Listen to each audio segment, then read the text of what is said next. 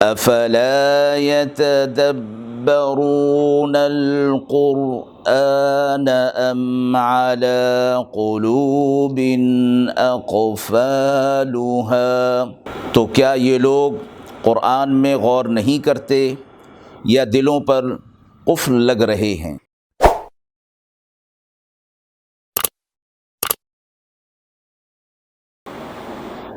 بسم اللہ الرحمن الرحیم۔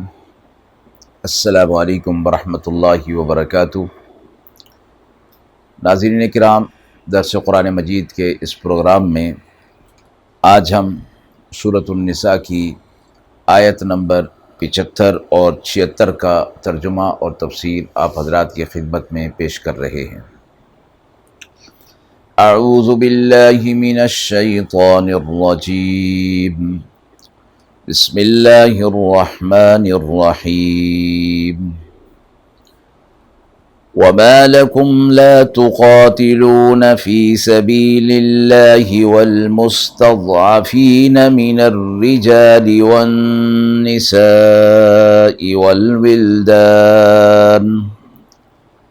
والولدان الذين يقولون ربنا أخرجنا من هذه القرية الظالم أهلها واجعل لنا من لدنك وليا واجعل لنا من لدنك نصيرا الذين آمنوا يقاتلون في سبيل الله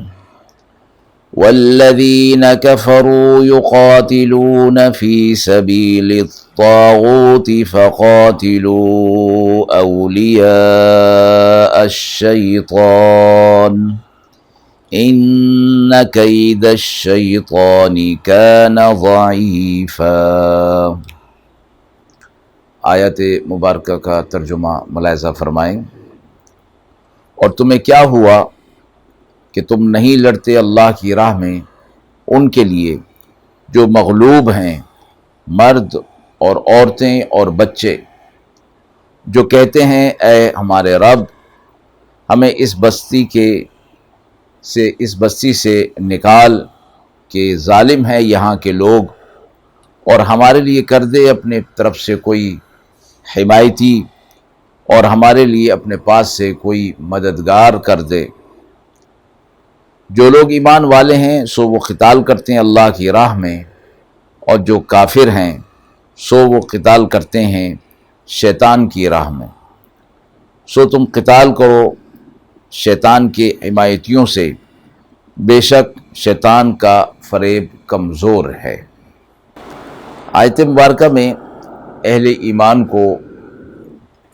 جہاد کی ترغیب ایک خاص انداز میں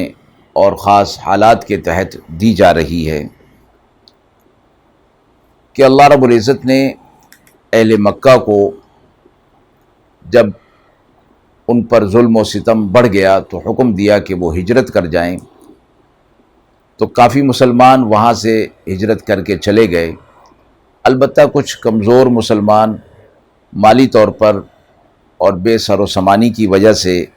یا جسمانی ضعف کی وجہ سے وہ ہجرت نہ کر سکے اور مکہ ہی میں رہ گئے۔ اور وہاں کے پھر چونکہ کافی مسلمان وہاں سے ہجرت کر کے چلے گئے، جن میں ان کے رشتہ دار اور پڑوسی بھی تھے،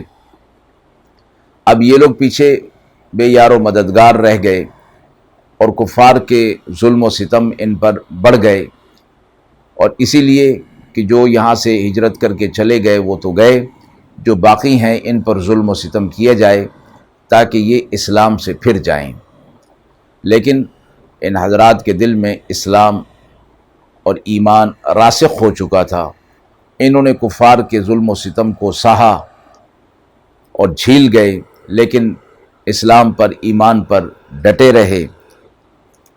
اور اللہ تعالیٰ سے یہ جو مصائب ان پر آ رہے تھے ان مصائب کے دور ہونے کے لیے دعا بھی کرتے رہے، جس کا ذکر ان آیات کے اندر آیا ہے۔ اس آیت میں ان مومنین نے اللہ تعالیٰ سے دو چیزوں کی درخواست کی۔ ایک یہ کہ ہمیں اس قریہ سے یہاں سے نکال دیا جائے، یعنی مراد مکہ ہے کہ یہاں ہم پر ظلم و ستم بہت ہو رہا ہے،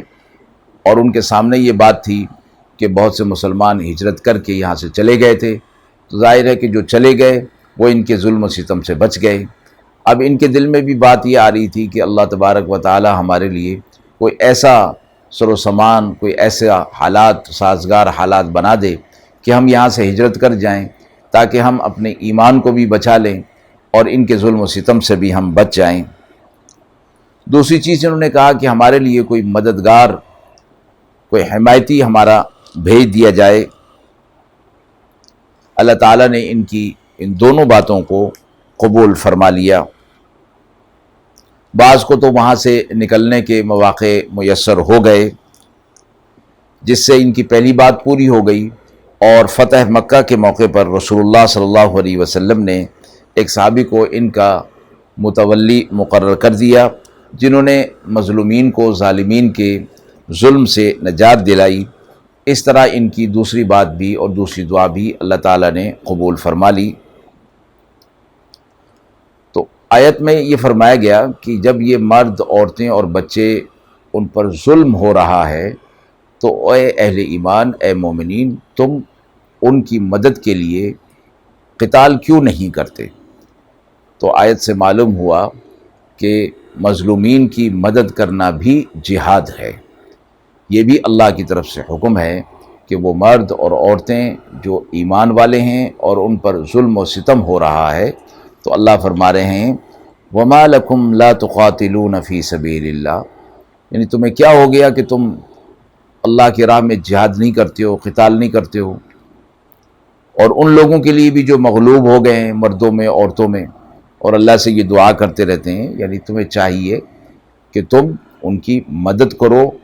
اور ان کی نصرت کرو اور انہیں ظالم کے ظلم سے نجات دلاؤ۔ الذین آمنوا یقاتلون فی سبیل اللہ، اس آیت میں یہ بتایا گیا کہ جو ایمان والے ہیں وہ اللہ کی راہ میں کلمے کی سربلندی کے لیے، دین کی سربلندی کے لیے قتال کرتے ہیں، تاکہ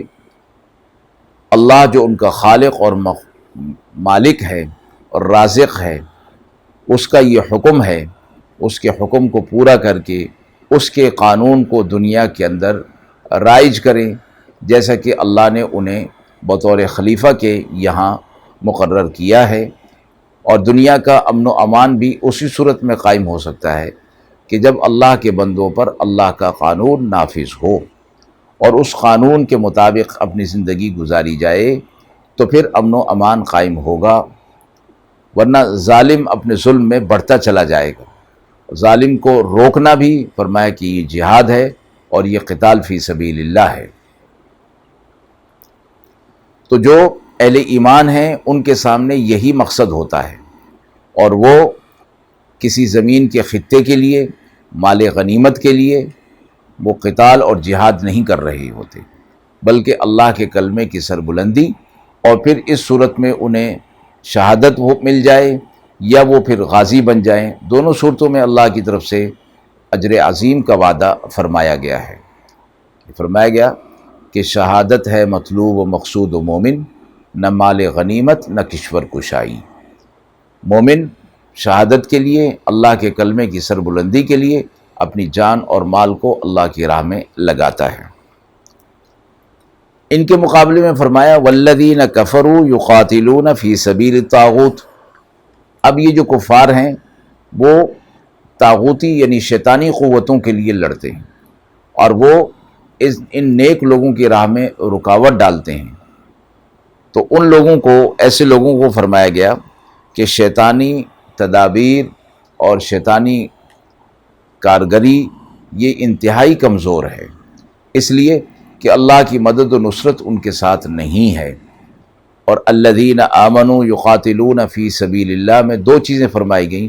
ایک ایمان اور فی سبیل اللہ، دو چیزیں ہیں۔ ایمان کے ساتھ اللہ کی راہ میں جہاد جب کیا جا رہا ہے تو پھر اللہ کی مدد و نصرت ان کے ساتھ ہوگی، اور ان کے مقابلے میں جو کفار ہیں وہ لوگ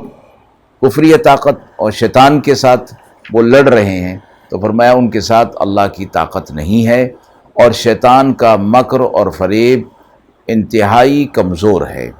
جس چیز کو اللہ نے کمزور قرار دے دیا، اور پھر اہل ایمان کو اپنی مدد اور نصرت کا وعدہ بھی ان کو فرما دیا گیا، تو فرمایا کہ اب کوئی وجہ نہیں کہ شیطانی قوتوں سے ڈرا جائے یا ان کو اپنے اوپر حاوی ہو لینے کا خیال دل کے اندر آ جائے، بلکہ یہ فرمایا کہ اللہ کی مدد و نصرت بہرحال مسلمانوں کے لیے ہوگی۔